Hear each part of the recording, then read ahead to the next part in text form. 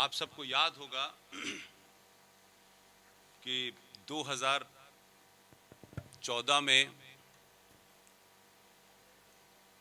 हम लोगों ने एक मुहिम शुरू की थी कि देश को आर्टिकल 370 के बारे में बहुत जानकारी थी, उसके बारे में बहुत कुछ बताया गया, कुछ राजनीतिक दलों के मैनिफेस्टो में एक लंबे समय तक था। तब हमने ये शुरू किया कि आर्टिकल 370 की चर्चा इस देश में बहुत हुई, लेकिन उससे ज़्यादा खतरनाक, उससे ज़्यादा डेंजरस जो धारा थी, जो भारत के संविधान में 24 मई 1958 को राष्ट्रपति पे दबाव डाल करके एक आदेश को जोड़ा गया, उसका नाम था आर्टिकल 35A। जहां तक मैं और तमाम दूसरे लोग, चाहे वो मेजर जनरल GD बख्शी साहब हों, कर्नल R सिंह साहब हों, सुशील पंडित हों, अंकुर शर्मा साहब हों, ललित अंबरदार हों, हम सब लोग राजनीति में क्या हो रहा है, राजनीतिक दल ने क्या किया, सरकार ने क्या किया, कौन सी पॉलिसी आई, इकोनॉमी में पॉलिसी कितनी अच्छी है, बुरी है, ये तमाम सारे हमारा कोई मुद्दा नहीं है। इसके लिए देश में करोड़ों लोग हैं, करोड़ों पार्टियां हैं, करोड़ों लोगों को सवाल उठाना चाहिए। हम सब लोगों के डिस्कोर्स में राष्ट्र है, और राष्ट्र और देश में बहुत फर्क होता है। इसलिए हम तमाम सारे लोग उन मुद्दों को एड्रेस कर रहे हैं जिससे राष्ट्र खतरे में है। राष्ट्र के साथ जो जघन्य अपराध राजनीतिक दलों ने, सत्ताओं ने किए हैं, हमारे लिए वो मुद्दे ज़्यादा महत्वपूर्ण हैं। और उसके अलावा किसी राजनीतिक दल, किसी पार्टी, किसी विचारधारा से हमारा कोई लेना देना नहीं है। हमारी बातचीत से किसी को फ़ायदा हो सकता हो, हमारी बातचीत से किसी को नुकसान हो सकता हो, ये एक दीगर बात है। जिस तरीके से आर्टिकल 35A का मुद्दा हमने उठाया पूरे देश में, हमें खुशी है कि 2019 में जब चुनाव हो रहे थे, क्योंकि लोकतंत्र के अंदर एक महत्वपूर्ण बात यह होती है कि सत्ताओं के लिए वो मुद्दे जिससे वो सत्ता में पहुंचे, वो महत्वपूर्ण होते हैं। आर्टिकल 35A भारत की इस वक्त की रूलिंग पार्टी के मैनिफेस्टो में पहली बार छपा कि हम आर्टिकल 35A को भी हटाएंगे। उसके बाद हम सबको ये यकीन हो गया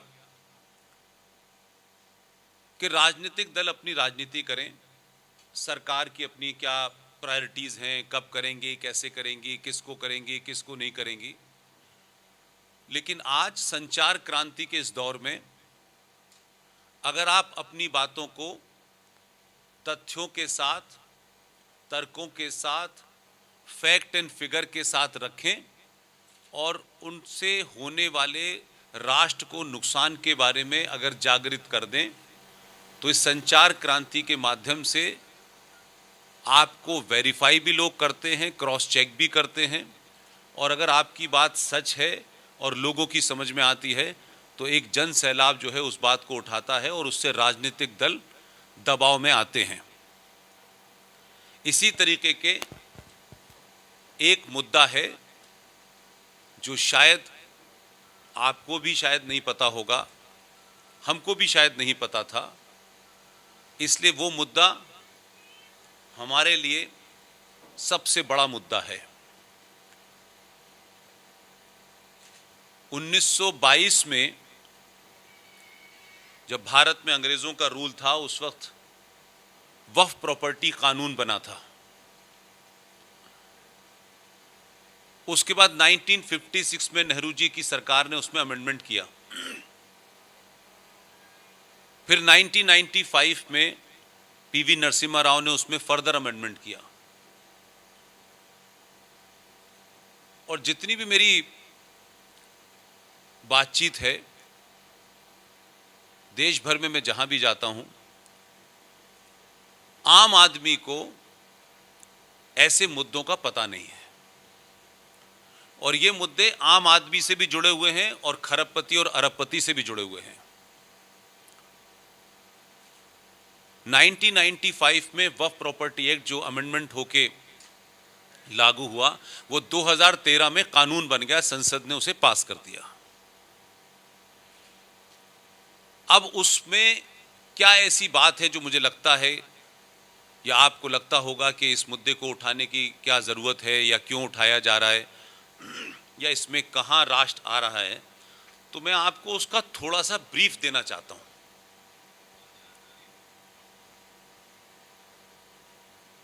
जिस तरीके से आपको याद होगा कि भारत के संविधान में एक आर्टिकल है, आर्टिकल 14। आर्टिकल 14 ये कहता है कि भारत के अंदर जो भी नागरिक है, उसका रंग क्या है, उसका मजहब क्या है, वो क्या करता है क्या नहीं करता है, अमीर है गरीब है, सारे लोग देश के आर्टिकल 14 के तहत संविधान के सामने सब बराबर हैं। लेकिन उसी समय जब ये प्रक्रिया चल रही थी, उसी समय आर्टिकल 14 को वायलेट करते हुए आपने देश में 25 से 30 तक आर्टिकल बनाए, आर्टिकल 30 बनाया और उसमें से कहा कि इस देश में मुसलमानों को अपने मजहब की तालीम, अपने दीन की तालीम देने के लिए अलग से वो अपने इंस्टीट्यूशन खोल सकते हैं। इसी तरीके से देश को बिना बताए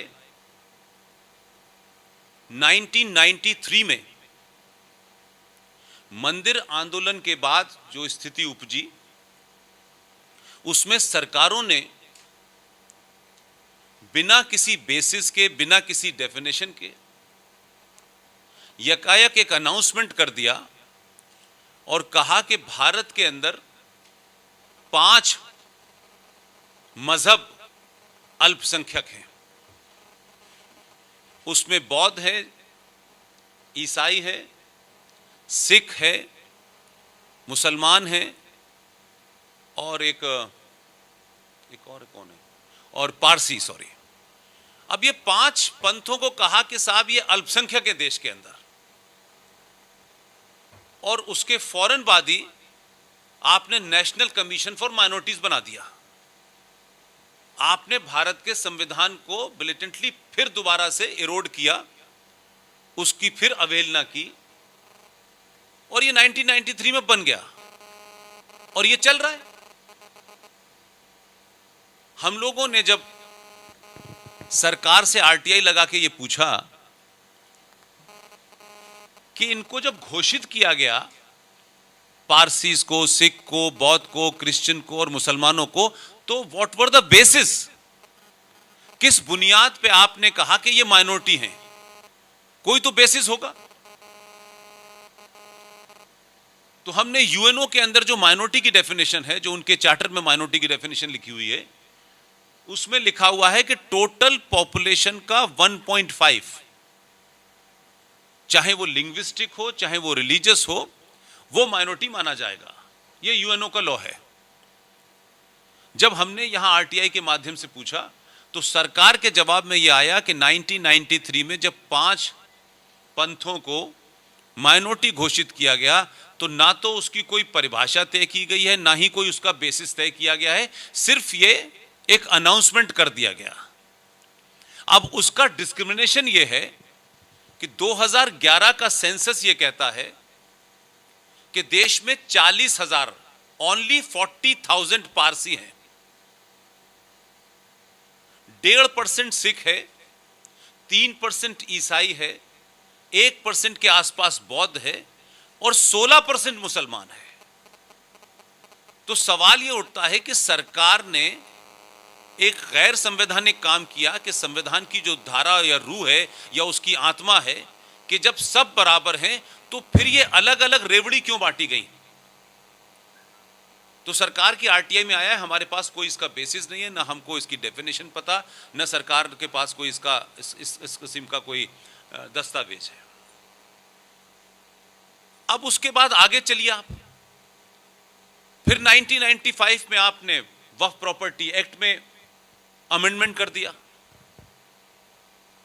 और वहां से फिर आप आगे चलें तो पता चलता है कि 2005 में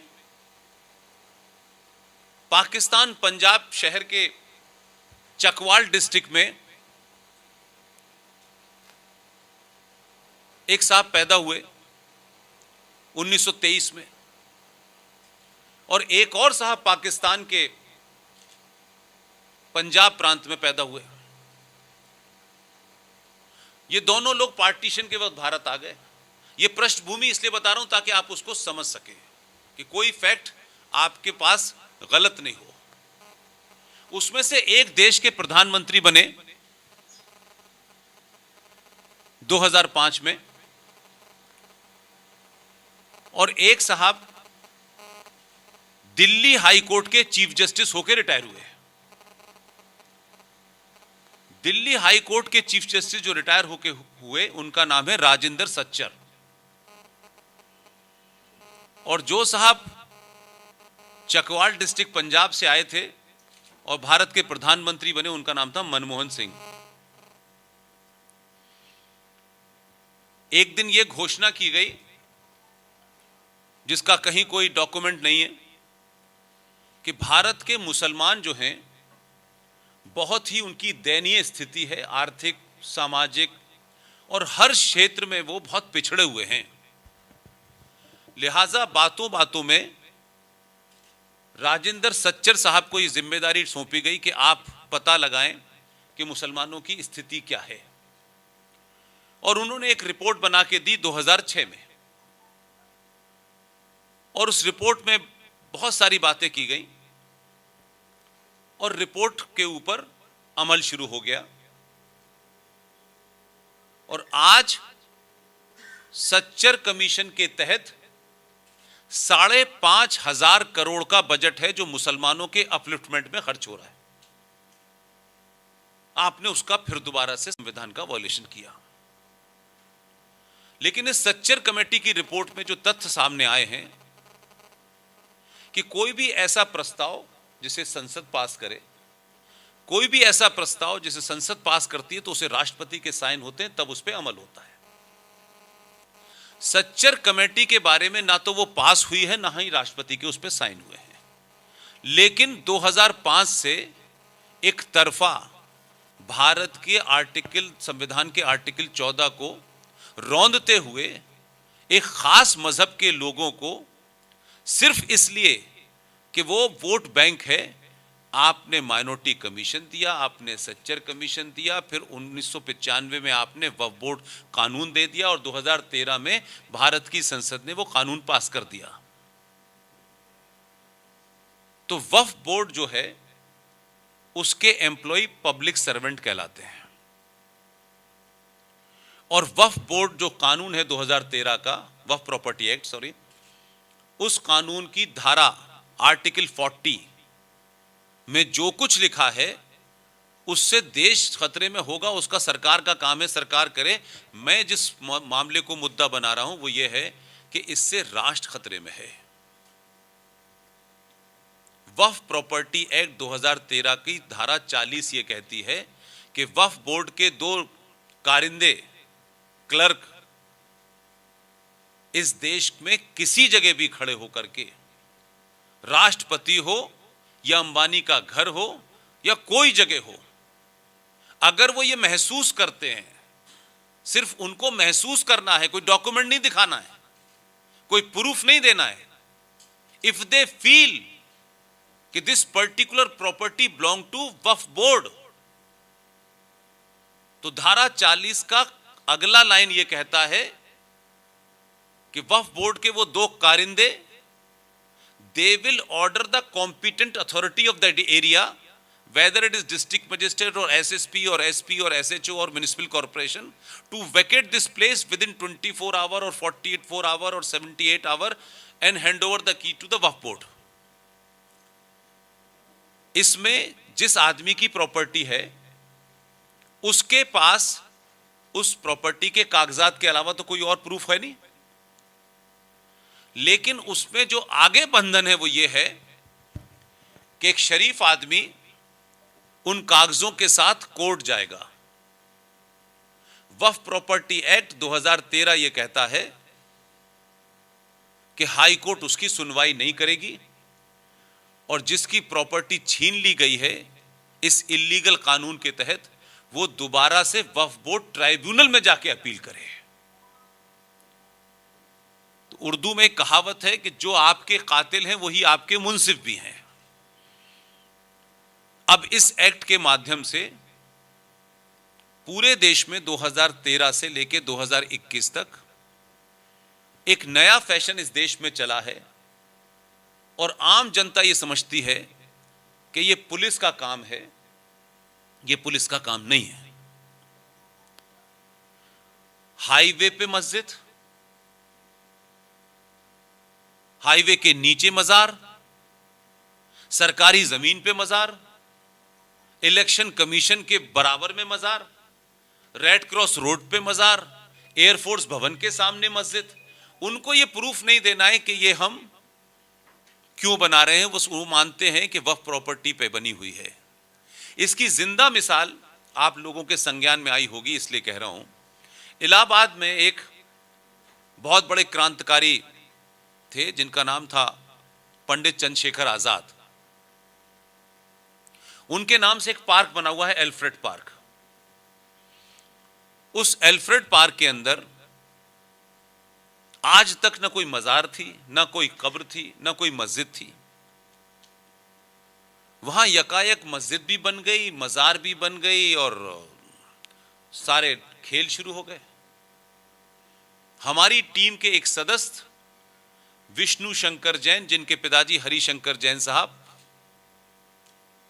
जो राम जन्मभूमि मामले में एक हिस्सा थे, उन्होंने इस पे अपील की कि यहां तो इस तरीके का कोई स्ट्रक्चर नहीं था, ये यकायक यहां स्ट्रक्चर कैसे आ गया।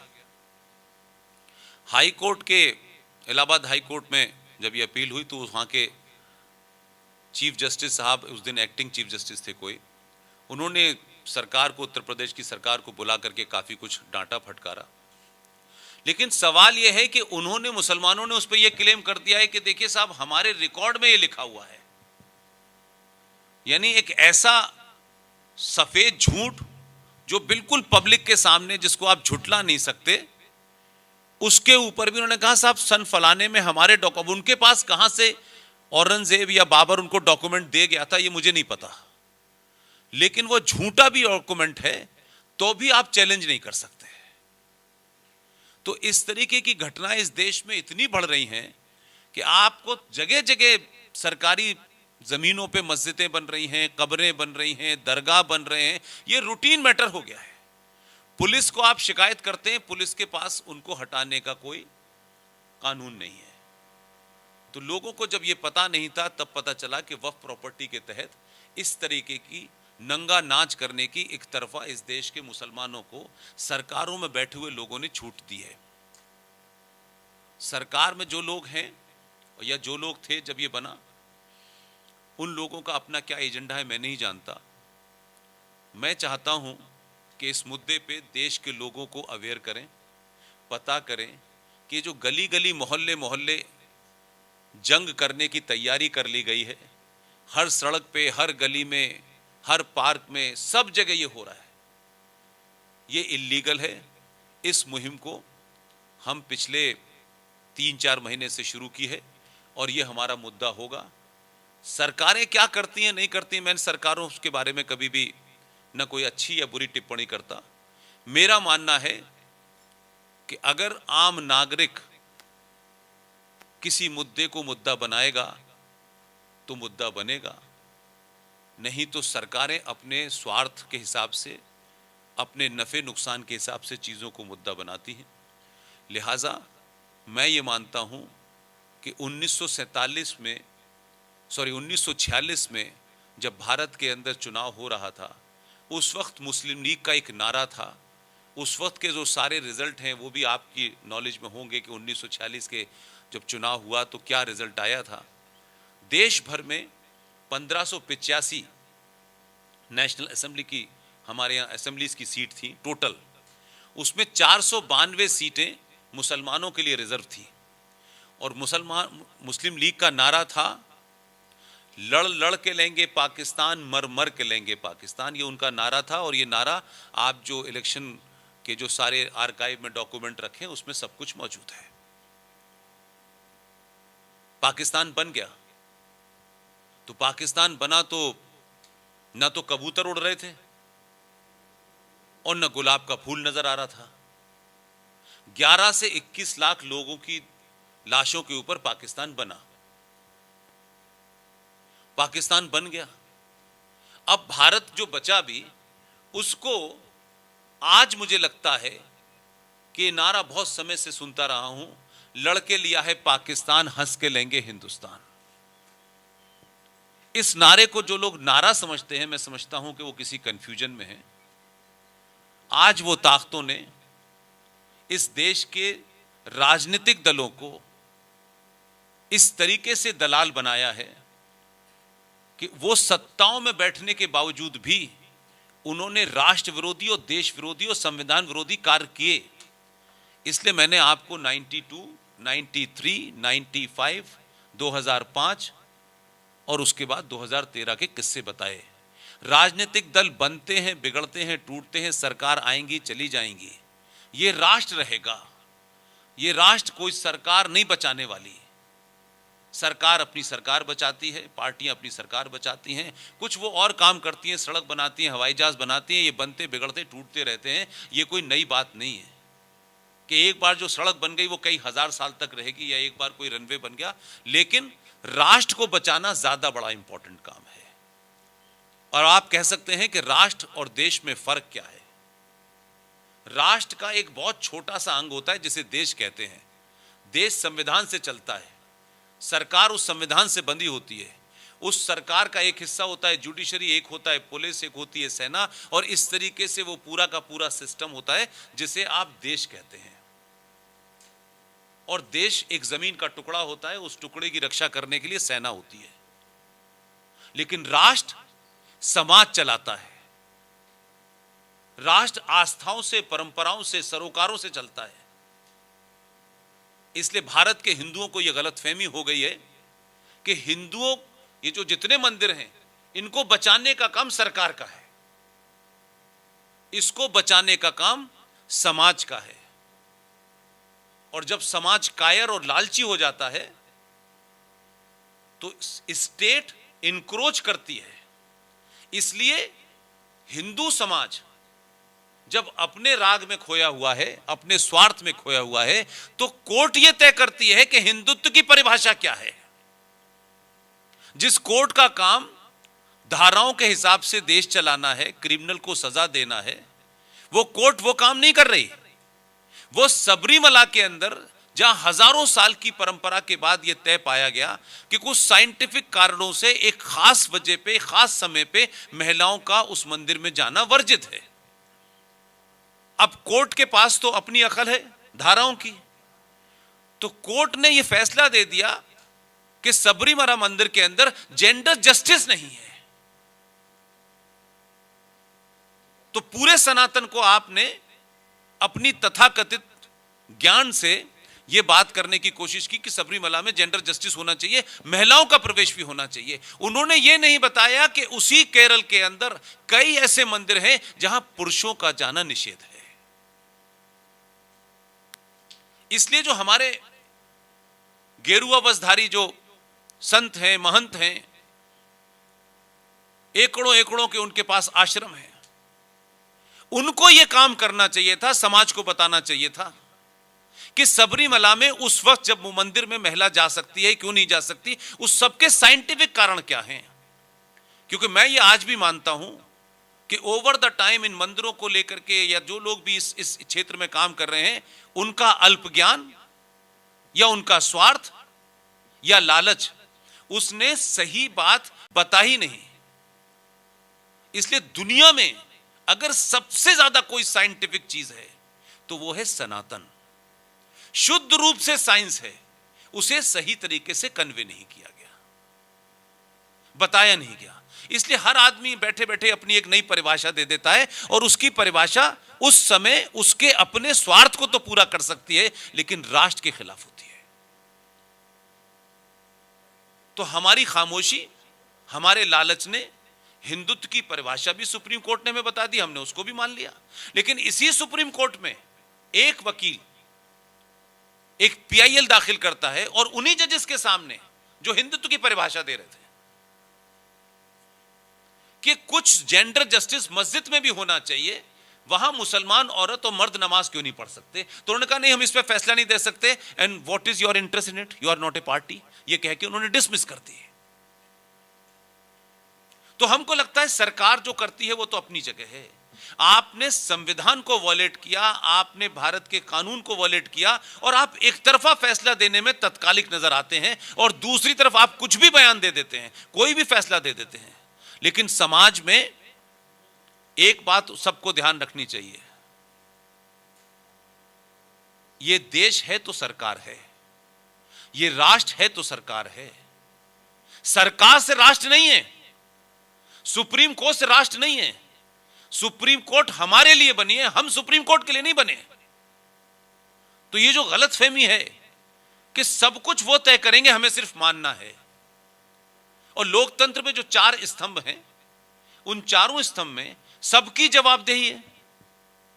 एसएसपी साहब कुछ कर दें, आईजी कुछ कर दे, एक 12-20 लाख की कॉन्स्टिट्यूंसी से जाकर के एक एमपी जीत के आए, उसको ग्रिल कर सकते हैं जज साहब, एक आईपीएस को ग्रिल कर सकते हैं, एक आईएएस को ग्रिल कर सकते हैं। लेकिन इसी लोकतंत्र में जज साहब से किसी सवाल पूछने पे मानहानि कैसे हो सकती है?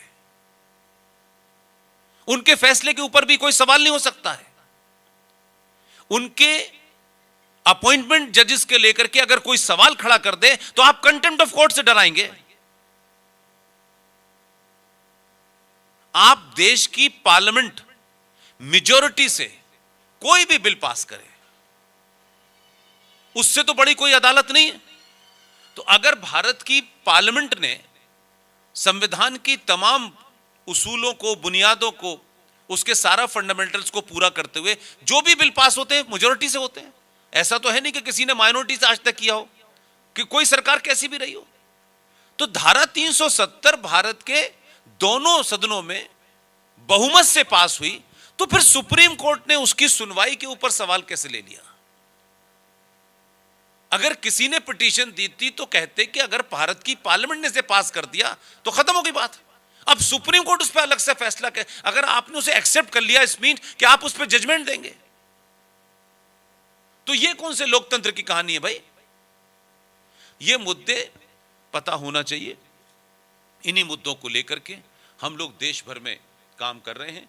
बनारस आने का एक खास वजह यह है कि बनारस, आप जानते हैं कि भारत की दुनिया भर में आध्यात्मिक कैपिटल मानी जाती है, कल्चरल कैपिटल मानी जाती है।